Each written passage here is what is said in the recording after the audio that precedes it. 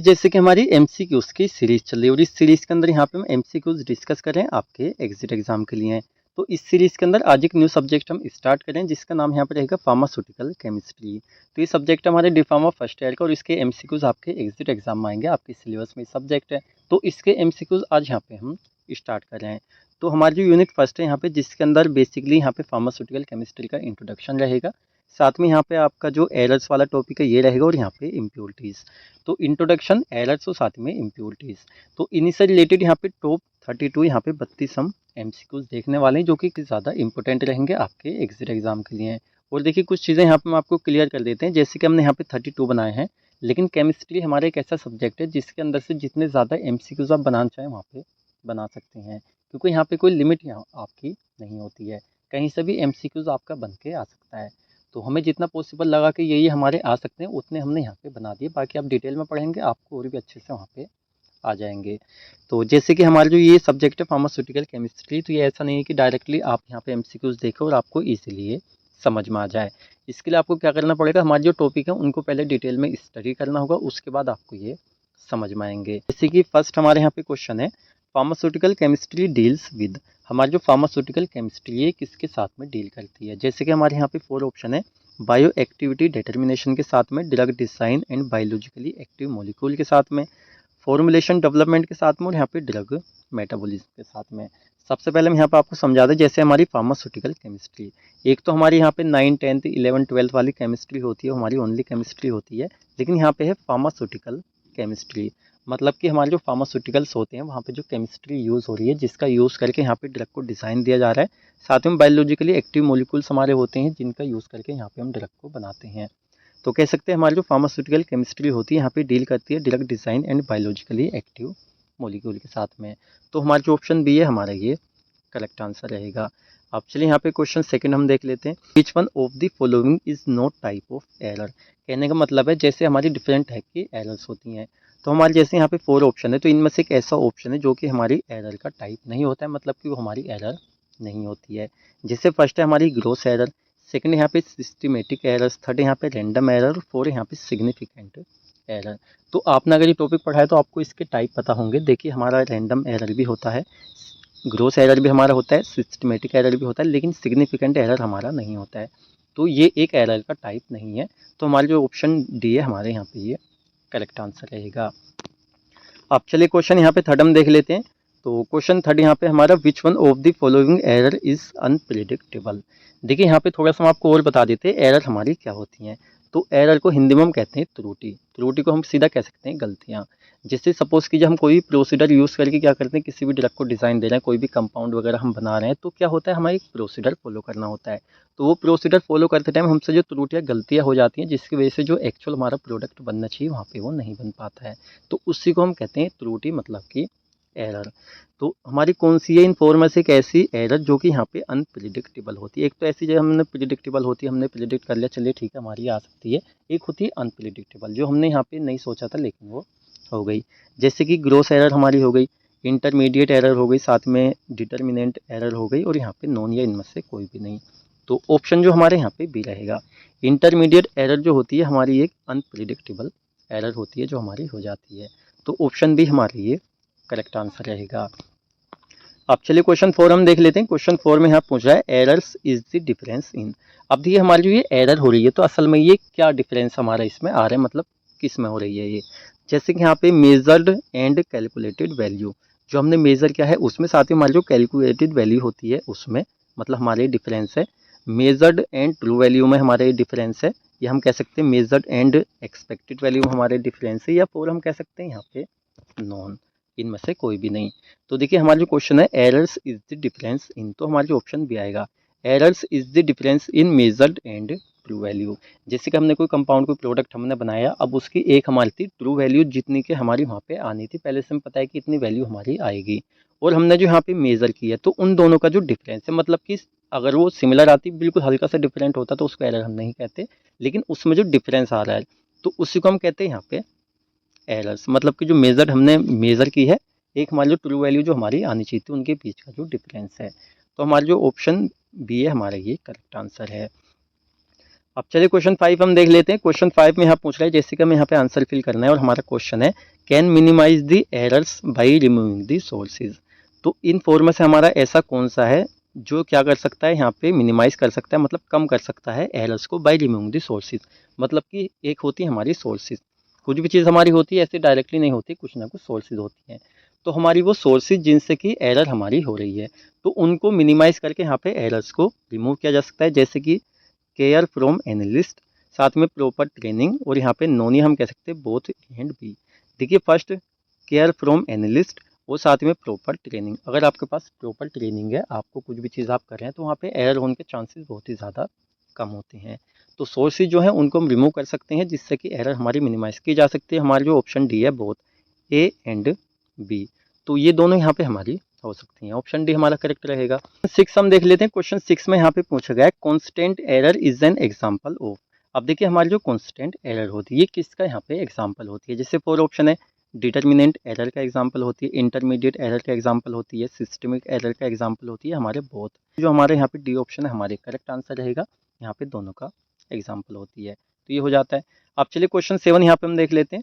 Question 7 में यहाँ पूछ रहा है एक्यूरेसी इज, मतलब कि एक्यूरेसी हमारी क्या होती है। जैसे हमारे फोर ऑप्शन है, जैसे कि एक्यूरेसी आपने आई थिंक डिटेल में पढ़ा हुआ होगा, हमने आपको पढ़ाया हुआ है ये directly proportional to the absolute error. मतलब कि क्या होती है, हमारी जो एक्यूरेसी होती है डायरेक्टली प्रोपोर्शनल होती है किसके, एब्सोल्यूट एरर के साथ में। या हम कह सकते हैं हमारी जो एक्यूरेसी होती है इनवर्सली प्रोपोर्शनल होती है टू एब्सोल्यूट एरर के साथ में, या ऑलवेज इक्वल होती है हमारी जो एक्यूरेसी होती है।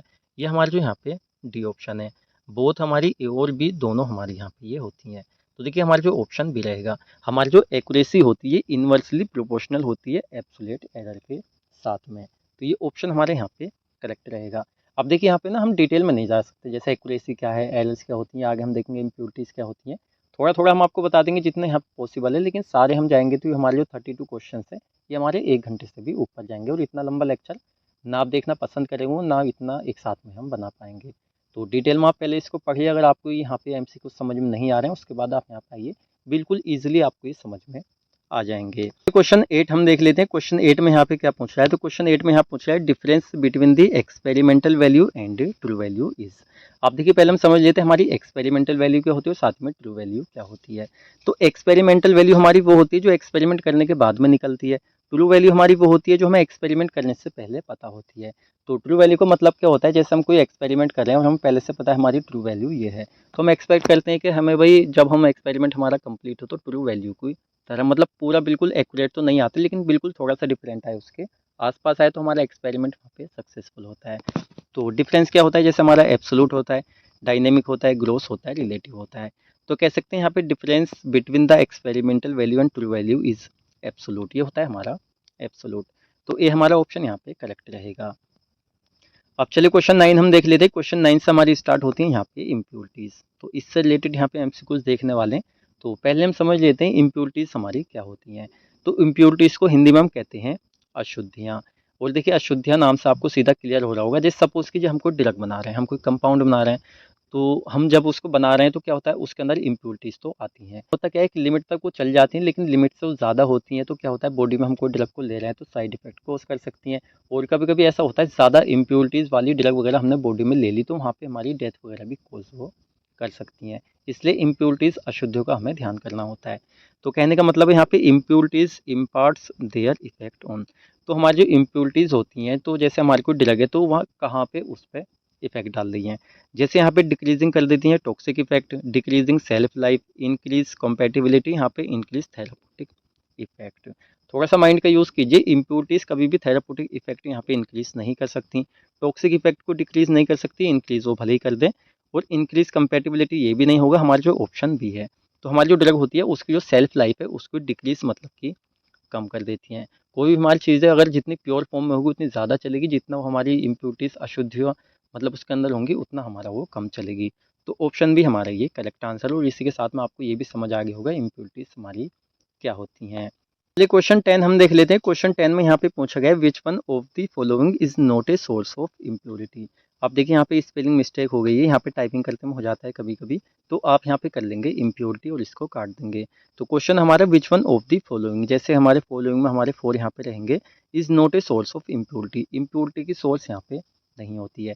जैसे यहाँ पे मैन्युफैक्चर्ड प्रोसेस हमारी हो गई, या कह सकते हैं यहाँ पे reagents used in manufacturing, raw material employed in manufacturing, हम कह सकते हैं trend person involve in manufacturing. थोड़ा सा यहाँ पे कॉमन सेंस का यूज़ कीजिए। सबसे पहले मैन्युफैक्चर्ड प्रोसेस, इम्प्योरिटीज़ हमारी होती कब है, मैन्युफैक्चरिंग प्रोसेस में ही होती हैं, तो ये हमारी बिल्कुल सोर्स है। Reagent used in manufacturing, reagent जो हमारे यूज़ किए जाते हैं उनके साथ में इम्प्योरिटीज़ चली जाती हैं, तो ये भी हमारे यहाँ पे सोर्स होती है। Raw material employed in manufacturing, जो रॉ मटेरियल हम यूज़ करें वो भी हमारे यहाँ पे सोर्स होती है। लेकिन हमारा जो ऑप्शन डी है, trend person involve in manufacturing, वो हमारे ट्रेंड पर्सन जो यहाँ पे इन्वॉल्व हो रहे हैं किसी भी ड्रग की मैन्युफैक्चरिंग में, वो कभी भी इम्प्योरिटीज़ की सोर्स नहीं होती हैं, बल्कि वो उनको कम करते हैं। ट्रेंड है तो वहाँ पे इम्प्योरिटीज़ होने के चांसेस कम रहते हैं। तो ऑप्शन डी हमारा ये करेक्ट आंसर रहेगा। क्वेश्चन 11 हम देख लेते हैं। क्वेश्चन 11 में यहाँ पे पूछ रहा है इन द लिमिट टेस्ट। अब देखिए यहाँ पे लिमिट का आगे आप टेस्ट भी ऐड कर लेना। In the limit test for lead, मतलब कि लिमिट टेस्ट के अंदर किसके, लेड के लिए है। Lead present as impurity is extracted using, तो इसके अंदर अगर हमारा जो लेड है प्रेजेंट एज इम्प्योरिटीज की फॉर्म में, तो इसको एक्सट्रैक्टेड किसका यूज़ करके किया जाता है। जैसे कि सिल्वर नाइट्रेट का यूज़ करके एक्सट्रैक्टेड किया जाता है, बेरियम सल्फेट, सोडियम फॉस्फेट, यहाँ पे डाइथाइजोन सॉल्यूशन। तो इसका जो आंसर है हमारा ऑप्शन यहाँ पे डी रहेगा। डाइथाइजोन सॉल्यूशन जो होता है इसका यूज़ करके हमारा जो लेड होता है प्रेजेंट एज इम्प्योरिटी, इसको एक्सट्रैक्टेड किया जाता है। तो हमारा ऑप्शन डी हमारा करेक्ट रहेगा। अब चलिए क्वेश्चन 12 हम देख लेते हैं। क्वेश्चन 12 में आप पूछ रहे लिमिट टेस्ट इज, असल में लिमिट टेस्ट हमारे क्या होते हैं। डिटेल में आपने पढ़े हुए हैं तो उतना डिटेल में नहीं जाएंगे, लेकिन शॉर्ट में आपको बता देते हैं। लिमिट टेस्ट इज हमारे क्या होते हैं, ओनली यहाँ पे हमारे क्वांटिटेटिव होते हैं, ओनली क्वालिटेटिव होते हैं, और साथ में यहाँ पे क्वालिटेटिव एंड सेमी क्वांटिटेटिव होते हैं, और यहाँ पे ऑल। तो लिमिट टेस्ट जो हमारे होते हैं, असल में हमारा ऑप्शन सी आएगा। यहाँ पे हमारे क्या होते हैं, क्वालिटेटिव होते हैं, साथ में सेमी क्वांटिटेटिव होते हैं, तो ये हो जाता है। अच्छा यहाँ पे 13 हम देख लेते हैं। क्वेश्चन 13 है हमारा, which impurity produce toxic effect on body. तो जैसे हमारे यहाँ पे 4 हैं, तो इनमें से कौन सी हमारी इम्प्योरिटी होती है जो प्रोड्यूस करती है टॉक्सिक इफेक्ट ऑन बॉडी, मतलब कि बॉडी के ऊपर अगर हम ले रहे हैं उसको, तो हमारी बॉडी पे टॉक्सिक इफेक्ट ये प्रोड्यूस करती है। जैसे कि आर्सेनिक की हमारी इम्प्योरिटी होती है, लेड की इम्प्योरिटी होती है, बोथ ए एंड बी यहाँ पे नॉन। अब देखिए इम्प्योरिटी तो किसी भी चीज़ की अगर वो हिसाब से ज़्यादा मतलब क्वांटिटी में प्रेजेंट है, जैसे आर्सेनिक की हो गई या लेड की हो गई, तो यहाँ पे क्या करती है, हमारी जो बॉडी है उस पर ये टॉक्सिक इफेक्ट प्रोड्यूस करती है। तो ऑप्शन सी जो है हमारा ये करेक्ट आंसर है। ये क्वेश्चन 14 हम देख लेते हैं। क्वेश्चन 14 में यहाँ पे क्या पूछ रहा है, limit test uses the observing parameter as. हमारे जो लिमिट टेस्ट होते हैं यूज़ करते हैं ऑब्जर्विंग पैरामीटर एज, मतलब कि कैसे इन फॉर्मेट, जैसे चेंज इन स्मॉल में एज, साथ में change in turbidity, change in colour, साथ में चेंज इन विस्कोसिटी। तो हमारे यहाँ पे ऑप्शन बी आएगा, observing parameter as change in turbidity, ये हमारे यहाँ पे करेक्ट आंसर रहेगा। अच्छा क्वेश्चन 15 हम देख लेते हैं। क्वेश्चन 15 में यहाँ पे क्या पूछ रहा है, barium chloride is used in the limit test of. हमारा जो बेरियम क्लोराइड होता है, तो सीधा कहने का मतलब ये किसके लिमिट टेस्ट के अंदर हमारा ये यूज़ किया जाता है। जैसे कि यहाँ पे सल्फेट के लिमिट टेस्ट के अंदर, क्लोराइड के, फ्लोराइड के, साथ में हैवी मेटल्स के अंदर। तो आपने अगर यहाँ पे अच्छे से पढ़े यहाँ पे लिमिट टेस्ट, तो ईजिली आपको इसका आंसर पता होगा। हमारे यहाँ पे सल्फेट के यहाँ पे लिमिट टेस्ट होते हैं, तो उसमें क्या होता है, यहाँ पे बेरियम क्लोराइड का यूज़ किया जाता है उसके अंदर। तो ऑप्शन ए हमारा करेक्ट आंसर रहेगा। क्वेश्चन 16 हम देख लेते हैं। क्वेश्चन 16 में यहाँ पूछ रहा है, lead acetate cotton plug is used in the test for arsenic for which of the following purpose. कहने का मतलब हमारा जो लेड एसीटेट कॉटन का प्लग होता है, इसको हम यूज़ करते हैं आर्सेनिक के लिमिट टेस्ट के लिए। तो कहने का मतलब है क्या पर्पस होता है जिसके लिए इसका हम यूज़ कर रहे हैं। जैसे हमारा ऑप्शन है to improve efficacy of reaction, second है to avoid passes of hydrogen sulphide gas formed, और हमारा सी है यहाँ पे बोथ, ए और बी हमारा यहाँ पे दोनों होते हैं, और यहाँ पे डी हमारा नॉन ऑफ दीस, या इनमें से कोई नहीं होता है। तो हमारे यहाँ पे ऑप्शन बी रहेगा। ऑप्शन बी हमारे क्या है, to avoid passes of hydrogen sulphide gas formed. कहने का मतलब देखिए जो उसके ऊपर हम एक प्लग यूज़ कर रहे हैं, तो भाई क्या पर्पस होता है उसका, हमारा जो पासिस होता है यहाँ पे हाइड्रोजन सल्फाइड का, उसको एक तरह से अवॉइड करना हमारा इसका पर्पस होता है। बी ऑप्शन करेक्ट है। अच्छा यहाँ पे क्वेश्चन 17 हम देख लेते हैं। क्वेश्चन 17 पूछ रहा है, limit test of chloride gives. हमारी जो लिमिट टेस्ट है क्लोराइड का गिव्स हमें ये देता है, मतलब कि फाइनली हमें कुछ ना कुछ तो मिलता है भाई।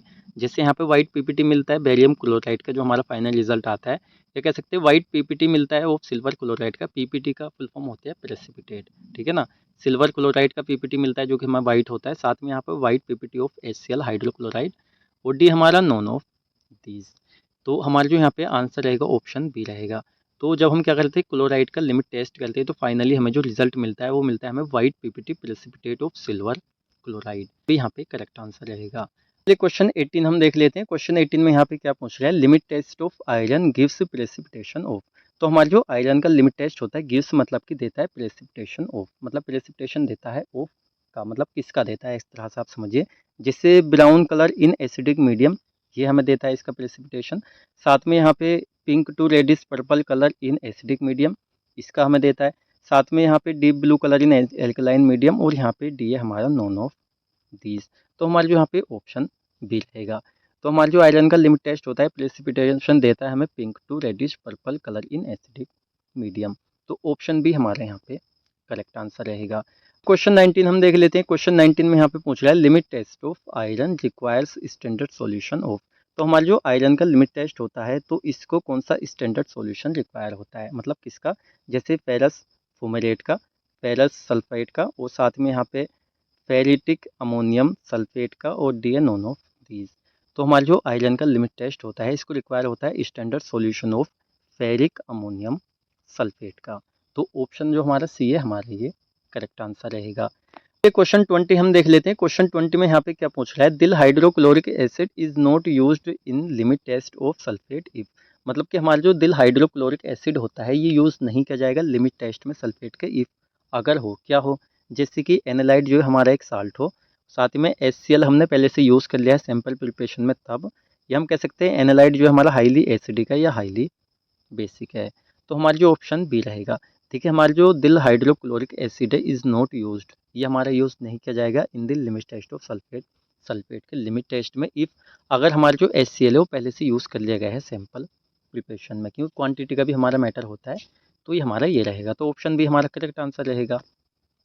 अब चले क्वेश्चन 21 हम देख लेते हैं। तो इसमें यहाँ पे पूछ रहा है, काफ़ी सिंपल हमारा क्वेश्चन है, apparatus used for limit test is. अब हमारे जो लिमिट टेस्ट होते हैं भाई, आयरन का हो गया, आर्सेनिक का हो गया, सल्फेट का हो गया, क्लोराइड का हो गया, हैवी मेटल्स का हो गया।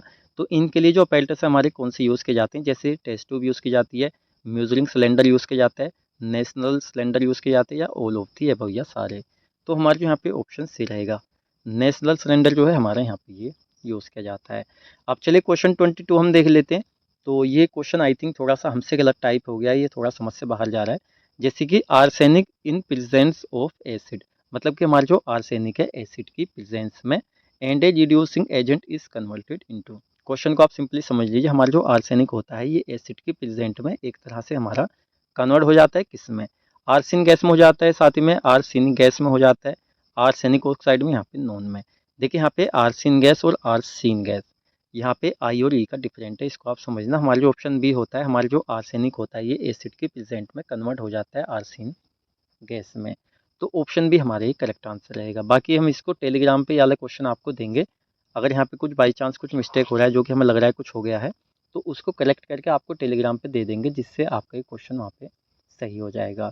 अब चलिए क्वेश्चन 23 हम देख लेते हैं। क्वेश्चन 23 यहाँ पे favourable temperature for arsenic limit test is. मतलब कि हमारा जो आर्सेनिक का लिमिट टेस्ट होता है तो इसके लिए फेवरेबल मतलब कि एक अच्छा टेम्परेचर कौन सा होता है, जिससे हाई टेम्परेचर होता है, लो टेम्परेचर होता है, मॉडरेट टेम्परेचर होता है, यहाँ पे रूम टेम्परेचर। एक तो रूम टेम्परेचर हो गया, एक लो टेम्परेचर हो गया, एक हाई टेम्परेचर। एक होता है मॉडरेट टेम्परेचर, मतलब कि ना लो है ना हाई है, नॉर्मल है, मीडियम उसको हम कह सकते हैं। तो ये हमारे यहाँ पे फेवरेबल टेम्परेचर होता है आर्सेनिक के लिमिट टेस्ट के लिए। तो ऑप्शन सी हमारा यहाँ पे ये करेक्ट आंसर रहेगा। क्वेश्चन नंबर 24 यहाँ पे हम देख लेते हैं। तो इसमें यहाँ पे पूछा गया pharmacopoeial method of arsenic is based on. तो हमारा जो आर्सेनिक का फार्माकोपियल मेथड होता है इज बेस्ड ऑन, ये किसके ऊपर बेस्ड होता है। जैसे यहाँ पे आर्सेनाइट टेस्ट के ऊपर होता है, साथ में इलेक्ट्रोफोरोसिस के ऊपर होता है, या यहाँ पे गट जिट टेस्ट, ये आई थिंक यही है जो हमने लिया, बाकी आप इसको अच्छे से पढ़ लीजिए, यहाँ पे नॉन या इनमें से किसी पे नहीं। तो हमारा जो ऑप्शन यहाँ पे सी रहेगा। तो इसके ऊपर जो है, इस टेस्ट के ऊपर हमारा जो आर्सेनिक का मेथड होता है, यहाँ पे फार्माकोपियल मेथड ये बेस्ड होता है। तो ऑप्शन सी हमारा करेक्ट आंसर है। अब चलिए क्वेश्चन नंबर 25 हम देख लेते हैं। तो क्वेश्चन नंबर 25 में पूछ रहा है in limit test of iron, मतलब कि आयरन के लिमिट टेस्ट के अंदर purple colour is due to formation of. तो इसमें जो हमारा पर्पल कलर हमें शो होता है ड्यू टू फॉर्मेशन ऑफ, ये किसकी फॉर्मेशन की वजह से हमें शो होता है। जैसे यहाँ पे ग्लाइकोलिक एसिड की यहाँ पे फॉर्मेशन की वजह से, या कह सकते हैं फेरस थायोग्लाइकोलेट की वजह से, यहाँ पे बोथ ए एंड बी दोनों की वजह से, नॉन या इनमें से कोई भी नहीं। तो हम कह सकते हैं हमारा जो आयरन का लिमिट टेस्ट है इसके अंदर हमारा जो पर्पल कलर ये शो होता है due to formation of ferrous thioglycolate, तो इसकी वजह से हमारा ये शो होता है पर्पल कलर।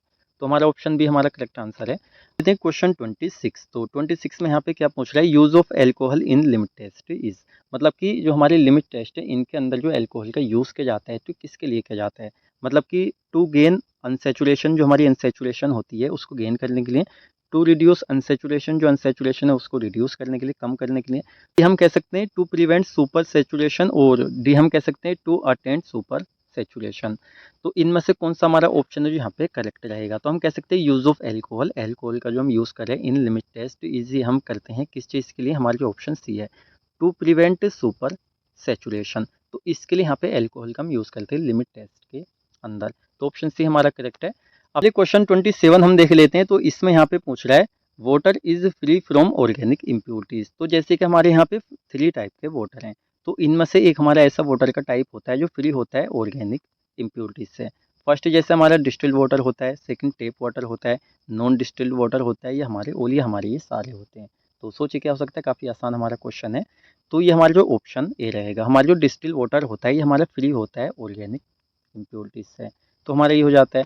अब चलिए क्वेश्चन 28 हम देख लेते हैं। तो इसमें यहाँ पे क्या पूछ रहा है, errors could be minimised by understanding its, मतलब कि जो एरर हमसे हो जाती हैं, जो त्रुटियां गलतियां हमसे हो जाती हैं, तो इनको हम कैसे मिनिमाइज कर सकते हैं, बाय अंडरस्टैंडिंग समझकर इट्स, मतलब कुछ इसी में से हम ऐसा समझ सकते हैं अंडरस्टैंडिंग जिससे कि हम इनको मिनिमाइज कर सकते हैं, जैसे कि इसके मैग्नीट्यूड को, मार्जिन को, डिफरेंस को, या डी हमारा मतलब तीनों को हम समझ सकते हैं। तो हमारा जो आंसर आएगा वो हमारा ऑप्शन सी रहेगा। देखिए एरर्स का मतलब ही होता है कि जो डिफरेंस है वो बहुत ज़्यादा आ रहा है, तो बीच के डिफरेंस को हम समझ लें जिससे हमारी जो एरर है वहाँ पे मिनिमाइज हो सकती है, मतलब कि की जा सकती हैं। तो ऑप्शन सी हमारा करेक्ट है। क्वेश्चन नंबर 29 हम देख लेते हैं। इसमें यहाँ पे पूछ रहा है प्रिसिशन रेफर्स टू। तो प्रिसिशन का मतलब होता है एक तरह से शुद्धता, और ये रेफर्स टू, तो कहने का मतलब ये जो हमारा क्वेश्चन है इसमें आंसर हमारे कौन सा हो सकता है, जैसे कि यहाँ पे रिपीटेबिलिटी या रिप्रोड्यूसिबिलिटी, या बोथ ए एंड बी और साथ में नॉन ऑफ दीज। तो जैसे कि एक क्वेश्चन हम आपको देते हैं जिसका आंसर आपको कमेंट सेक्शन में देना होता है। तो आपका जो क्वेश्चन 29 है काफ़ी ज़्यादा आसान है, इसलिए आपको दे रहे हैं। हमारा जो प्रिसिशन होता है रेफर्स टू ये करता है, जैसे रिपीटेबिलिटी को करता है, रिप्रोड्यूसिबिलिटी को, या बोथ दोनों को। तो ये आपको आंसर यहाँ पे बताना है कमेंट सेक्शन में। अब क्वेश्चन 30 हम देख लेते हैं। अब वैसे तो हमारे 32 क्वेश्चन थे, लेकिन आई थिंक यहाँ पे 39 तो ऐसा हो सकता है पीडीएफ बनाते टाइम यहाँ पे मिस हो गए हों, तो वो हम आपको टेलीग्राम पे दे देंगे फर्स्ट यूनिट से। तो हमारा लास्ट क्वेश्चन रहेगा इस लेक्चर का, जिसके अंदर यहाँ पे पूछा जा रहा है chloroform is used in lab test as, मतलब कि जो क्लोरोफॉर्म होता है यूज़ किया जाता है लैब टेस्ट के अंदर एज, मतलब कि एज जैसे कि एक्सट्रैक्टिंग सॉल्वेंट की तरह, कह सकते हैं यहाँ पे प्रेसिपिटेटिंग एजेंट की तरह, और थर्ड यहाँ पे सेपरेटिंग सॉल्वेंट, और यहाँ पे डी है नॉन ऑफ दीज। तो असल में हमारा जो लेड के अंदर यहाँ पे क्लोरोफॉर्म का यूज़ किया जा रहा है ये एज एक्सट्रैक्टिंग सॉल्वेंट की तरह यूज़ किया जाता है। तो हमारे यहाँ पे क्वेश्चन थे कंप्लीट हो जाते हैं। लास्ट में हमारी कुछ इन्फॉर्मेशन है सोशल मीडिया प्लेटफॉर्म की, जैसे कि जितने लेक्चर है हमारे वो आप यहाँ पे देख सकते हैं। साथ को एक प्ले लिस्ट मिलेगी एग्जिट एग्जाम क्वेश्चंस, वहाँ पे आपको सारे लेक्चर सीरीज वाइज मिल जाएंगे। नोट्स आपको चाहिए तो आप सीधा गूगल पे जाइए www.easyfarms.com पे आप नोट्स ले सकते हैं, हिंदी प्लस इंग्लिश दोनों लैंग्वेज में। साथ में इंस्टाग्राम पे आप फॉलो कर सकते हैं, और फाइनली जो हमारी टेलीग्राम आईडी है जहाँ पे फिलहाल हम क्विज टेस्ट वगैरह चला रहे हैं आपके एग्जिट एग्जाम के लिए, या जो इन्फॉर्मेशन वगैरह होती है वहीं पे हम प्रोवाइड कराते हैं आपको, तो उसके लिए आप वहाँ पे टेलीग्राम पे ज्वाइन हो सकते हैं। अब लेक्चर आपको कैसा लगा देखिए, यहाँ पे आपकी फार्मास्यूटिकल केमिस्ट्री है, तो बिल्कुल डिटेल में एक एक क्वेश्चन को हम नहीं समझा सकते, और ईजिली ये समझ में भी नहीं आएंगे अगर आपने इनको डिटेल में नहीं पढ़ा है। तो जैसे हमने समझाया उसी तरीके से फिलहाल आप इनको समझिए और डिटेल में आप इसको पढ़ लीजिए, और हो सके तो डिटेल में आप इसलिए पढ़िए क्योंकि यहाँ पे एमसीक्यूज इससे भी ज़्यादा आपके बन सकते हैं। तो लेक्चर आपको अच्छा लगा है तो वीडियो को लाइक कीजिए, अपने फ्रेंड्स के साथ भी आप इसको शेयर कर सकते हैं। चैनल पर आप नए हैं तो चैनल को सब्सक्राइब कर लीजिए। तो हम मिलते जल्दी आपसे नेक्स्ट वीडियो लेक्चर में।